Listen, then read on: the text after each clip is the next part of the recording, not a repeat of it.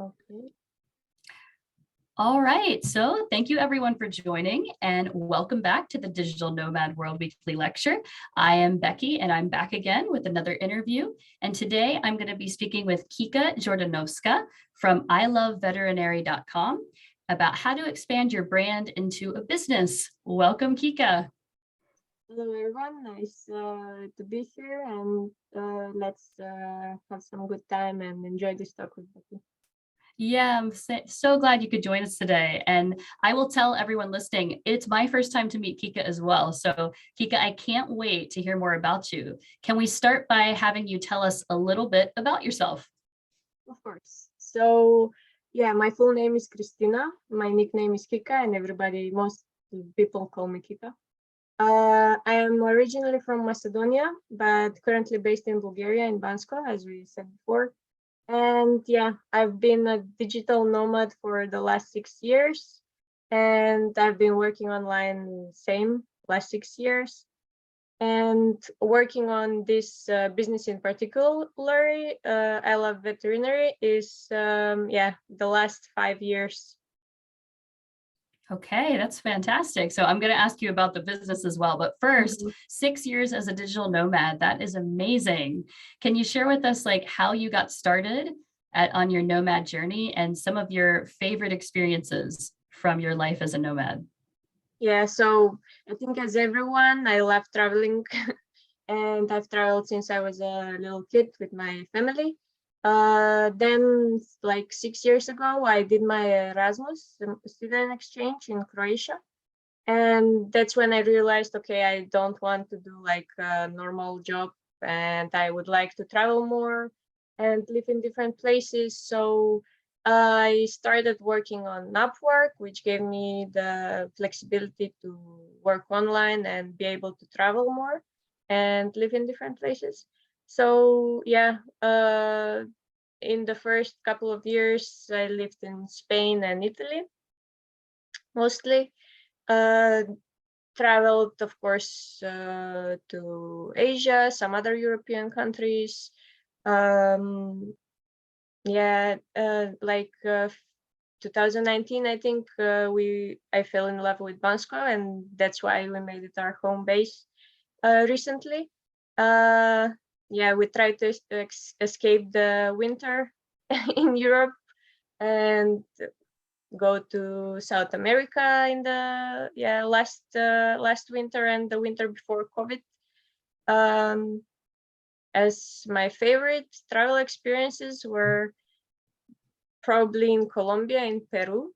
Like in Peru in particular, in the first days in Cusco, we were walking down the streets and up the streets, actually, we were going up, and a guy just offered us, do you want to go horseback riding in the mountains here? And we were like, yeah, sure, why not? And we got an adventure in Peru in the first days and we saw very nice places, like 2-3 hours on a horse, going in the nature, going through different parts in Cusco was really nice. And yeah, those kinds of things are my favorite travel memories, like things that happen without planning, or yeah, just like that, without anything planned in particular, but end up to be amazing experiences. Oh yeah, and Colombia and Peru are both so far away from Europe. I feel like this is one of the best gifts of being a nomad is you get to go to those very far-flung places and spend a good amount of time in those places. Yeah. If you spend like a couple of weeks, you don't see anything. It's nicer when you spend like 3 months and you get to meet the local people, you get to see things that tourists don't see, and it's really nice.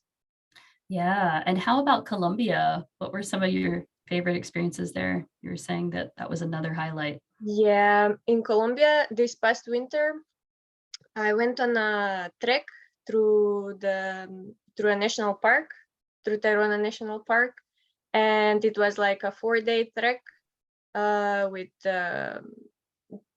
it is a trek to the Lost City, it's called.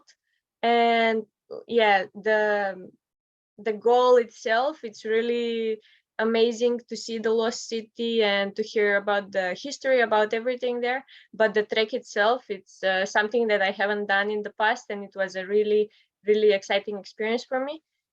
Because you get to walk like 7 hours a day up and down the hills in the park, in the national park, and the views are amazing, but it's also exhausting, and there are mosquitoes and other insects, but the whole experience in total was really, really amazing. Wow. And again, another kind of trip that you can't really take easily, I think, if you're flying in from your job, let's say in Germany, you know, trying to do these 4 days. That's incredible. Wow. Yeah. And it was So- really nice to be disconnected, because there is not much internet. I mean, you can use internet, but yeah, I decided not to be disconnected like for 4 full days, which is not common for me because I work online. And it was really nice just to experience that as well.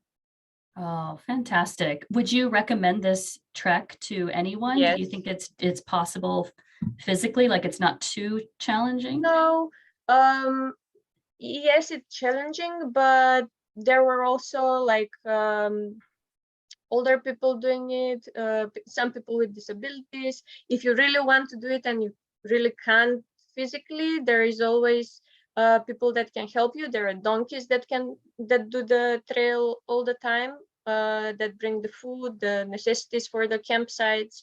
And yeah, but I recommend it for sure as an experience in total for everyone. Wow, amazing. All right. So I heard that you also, when you started, you're saying you were on Upwork. We're going to talk about your business now and how you support yourself as a nomad. Did you get started with SEO and making niche websites? No, actually, I started as a writer and as a amateur photographer. It's a funny Okay. story. I was still studying veterinary medicine at the time, and I was on my Erasmus, and I wanted to make some extra money so I can see Croatia. Like after my semester was finished, I wanted to go and see the seaside, and that's why I joined Upwork and started writing veterinary related articles, and did some photography. That's how I that's what I did as first jobs on Upwork. Then my current partner hired me for the start of the project iLoveVeterinary.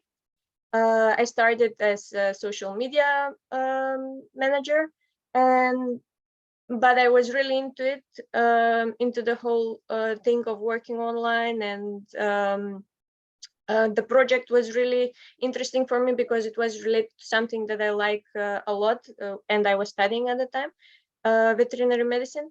And we decided together to start the blog and to start the store that we have. And yeah, so when we started the blog, I started to learn about SEO. So I was learning as I was working, and it was exciting for me because I like learning new stuff all the time. And at that time, I had not a lot of knowledge about SEO. I just knew what it is, and then I had to do it to have a successful website. So yeah, I started watching courses. I started reading a lot. I started using Ahrefs, and yeah, now after like 4 or 5 years, I think I have enough knowledge to start creating new blogs from scratch, and yeah, have some have success with those as well. Have you started any other websites yet?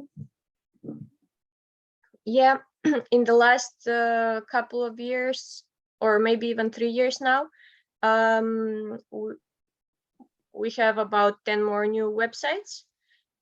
Some of them are doing really well, and we are already monetizing. Some of them still, yeah, the ones that we created in the last 6 months, we are still waiting to see results, but most of them are doing good regarding traffic, and only one of them, I think it's not gonna make it. and we're gonna have to stop creating content for it.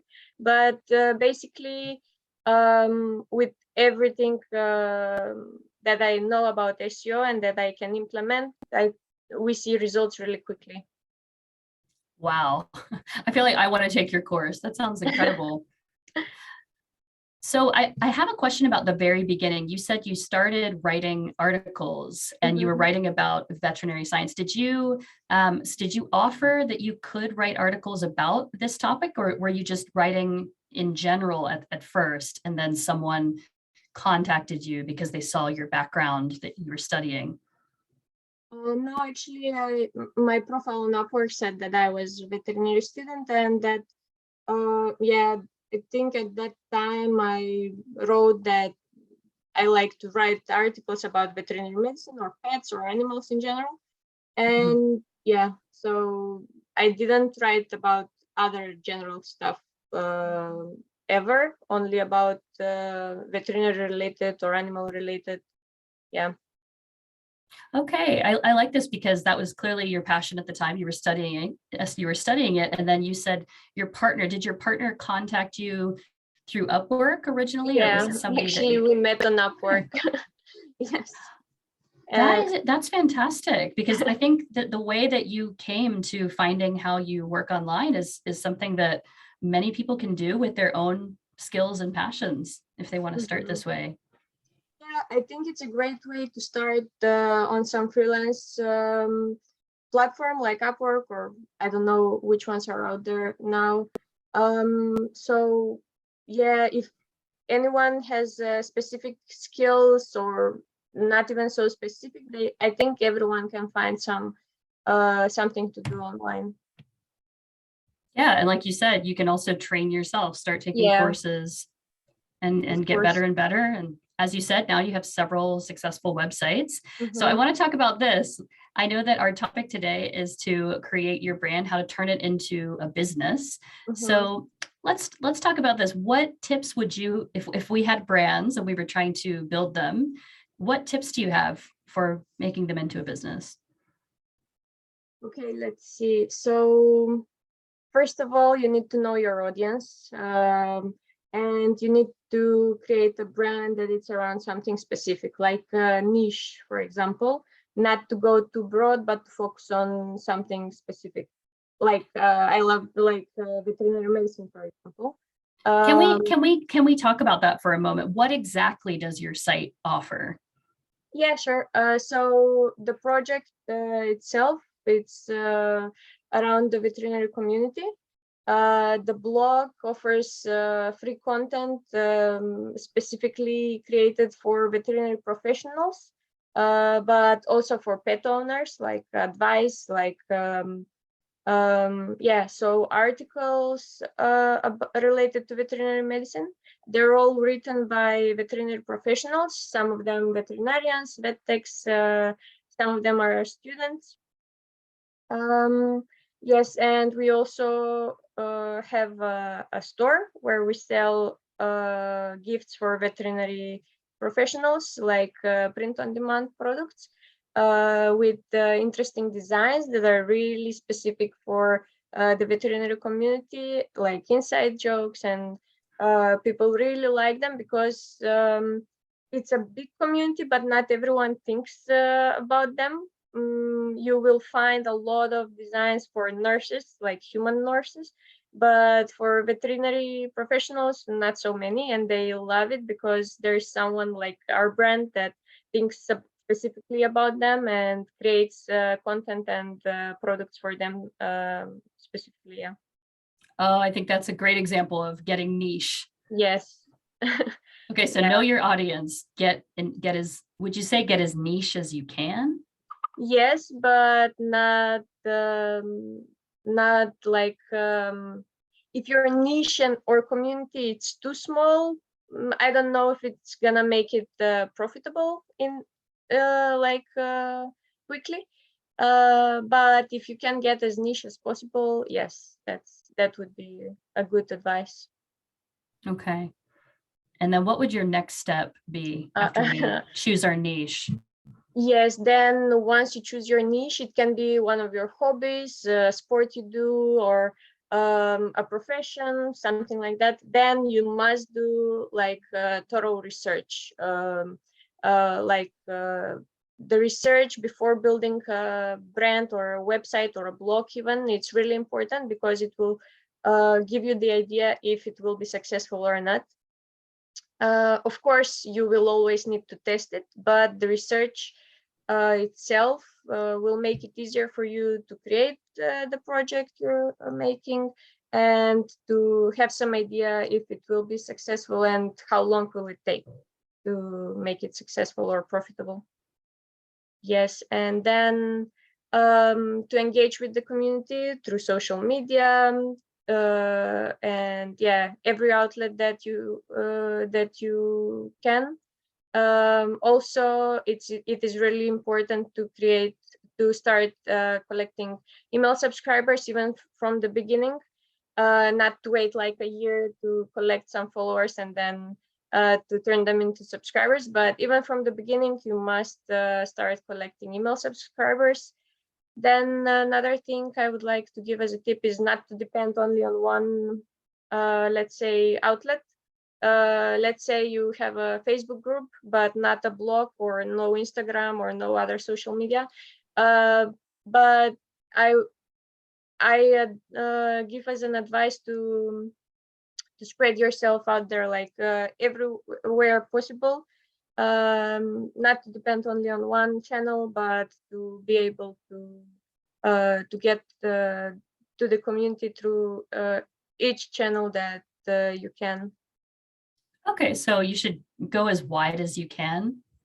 Wider Yes. is better. Okay. Yeah, to be present everywhere and not to depend, because we all know Facebook makes changes all the time, and if you only depend on Facebook and don't have any organic traffic, let's say, it's not going to be good when Facebook decides to change policies, and that's what I Right. mean. And that's also why I guess you're saying collect the email subscriber. Yes, exactly. To be in as close contact as you can with the people you're engaging with as possible. Yeah, it's the best.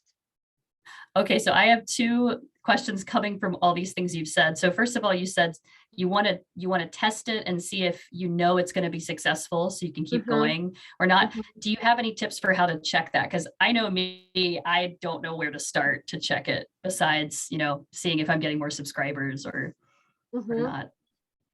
Yeah, so by testing it, let's say for creating a new niche website, what I do is first I do research with Ahrefs. I do research for the competition. I do research for the keywords and stuff like that. Once I decide if it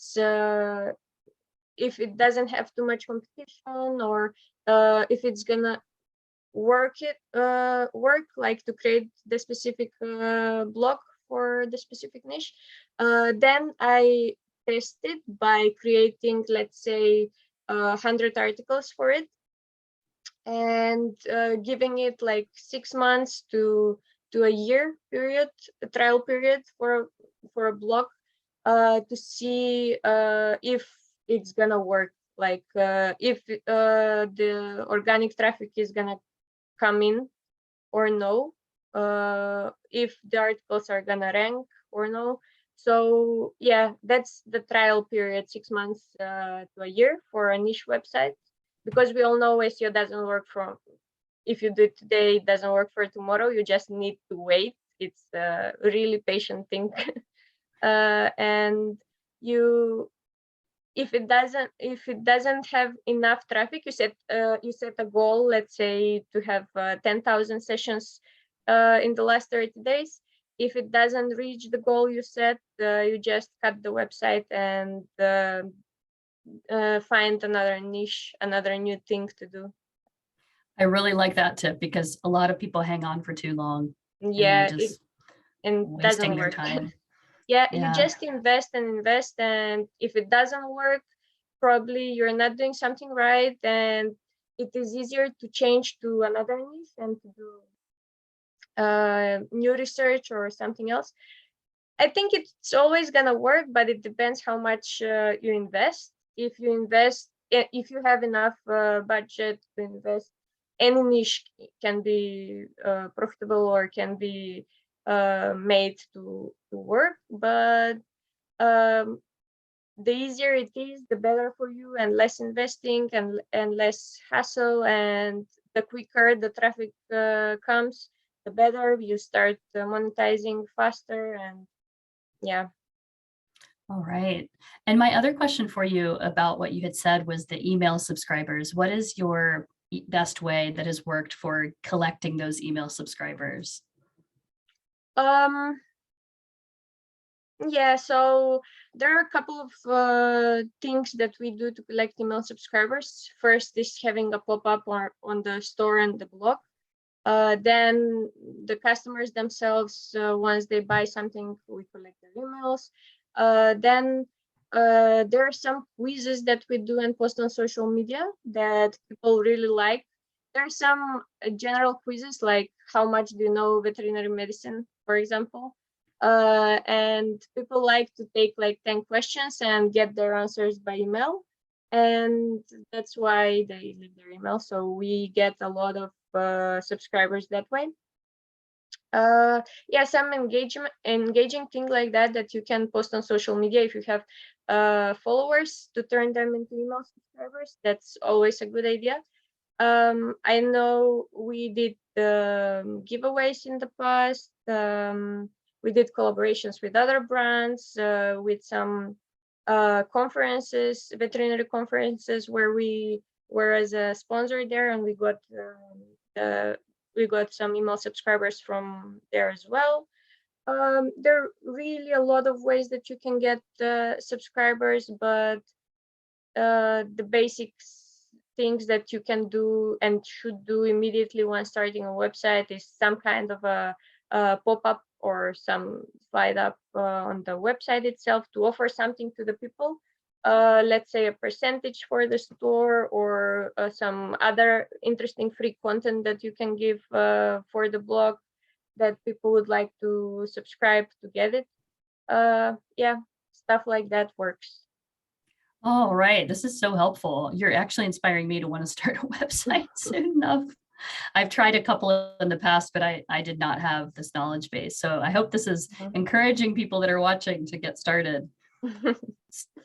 So you had said that you've been a nomad for 6 years now, and you've had the business just about that long. Have you experienced any challenges running the business while you were on the road? Yeah, like in the first few years, of course, not everything was profitable, and we were just investing and investing. So it gets to a point where you need to do stuff by yourself. You can't really outsource and pay other people to do it. So we were really busy, like working a lot. But now it pays out, because now we are able to outsource it to people and have some more free time and enjoy while traveling. Otherwise, it's really difficult to organize your time that while traveling, that you also need to work. But while you're in a new place, you also want to see the new place and enjoy it. And that's kind of the challenge for digital nomads, and that's probably why digital nomads want to stay in the same place, like at least for a month, just to be able to work and also see some things, not just travel fast and miss out on things while needing to work. Another thing we struggle with is finding the right people, because and we have a lot of people that work with us since the beginning, or even in the last 3 years or so. And that's really cool to know that people like working with us. And but it's really hard to find those kind of people, especially online these days. Everyone says yes, we know how to do this and this and this, but at the end they just don't want to work. And it really annoys me at times, because I need, as a business owner, as a project manager, I need to go through all the let's say onboarding, to to give instructions to the people, to create how-to videos, to create everything basically. And then after a month or so, they decide they don't want to work. So it's been really difficult to find the right people to work, and we're always looking for new people to join our team, because we want to grow and we want to expand, and it's always Well, we're going to ask in just a few minutes where people can go if they want to contact you. So, hey, you're hiring. It sounds like that's good. No, I have heard that is a challenge these days too, that you maybe you're trying to become a nomad and you're traveling, but then you also don't feel like you want to work so hard on this at the same time. It can be a real balance. So, well, I have a question from our audience that I wanted to ask you. So once you find your niche and then you get some subscribers, how do you profit from this? Yes, so basically our model is to profit from display ads. I think everyone is aware of Google AdSense, but also there are some other platforms like MediaWine, Zoic, and similar that, basically you earn from showing their ads. However, you need to reach a certain amount of sessions per month or views on the blog to be able to apply for those platforms. And that's why you set a goal, how many sessions you want to reach, let's say, to find your new website successful. If you don't reach it in time, you just cut the website. Also, we do affiliate articles. Mostly we do Amazon affiliate, but also we collaborate with other brands as well outside of Amazon. And basically, those are the things that we do with the new websites, with the new blogs. With iLoveVeterinary, since we have been there for the last 5 years, we also do a lot other collaborations and with other companies that we promote them on our website, on our social media, and we get paid for it basically. But that's when you become a brand that you can allow yourself to search for such collaborations. And when you're just starting, it's possible, but it's more difficult because not a lot of people know about you, and a big brand won't come to you and say, advertise me or promote us. Right. And that's why the step-by-step guide you've given us, really, these tips are going to help that brand grow. And then, it sounds like there's multiple ways to make profit once the engine gets going. Yeah, exactly. Once you get the audience, once you collect the community and have social media followers, subscribers, sessions on the blog, it's much easier to become profitable. Well, thank you for this. I really wish we could talk for an hour today. You're just full of information. So as I was mentioning before, if people want to follow you or maybe be hired by you, where can they go? Sure. They can follow me on Instagram. My Instagram handle is kika.jord. And about that's JORD, right? Yes, the first 4 letters of my last name.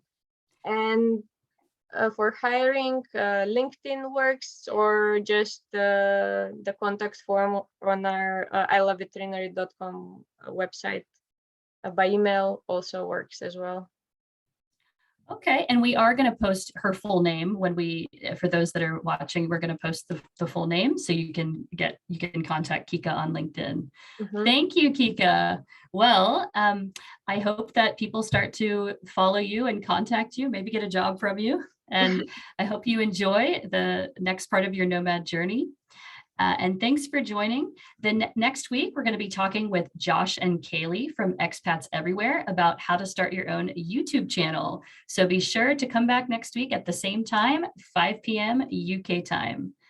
Thank you so much, Kika. Thank you as well for having me, and I'm really glad we had this chat. Yes, this has been so helpful. Yes, I hope I got some insights for people to learn from and to be inspired by. So let's see. Yes, let's see. Thank you. Thank you as well.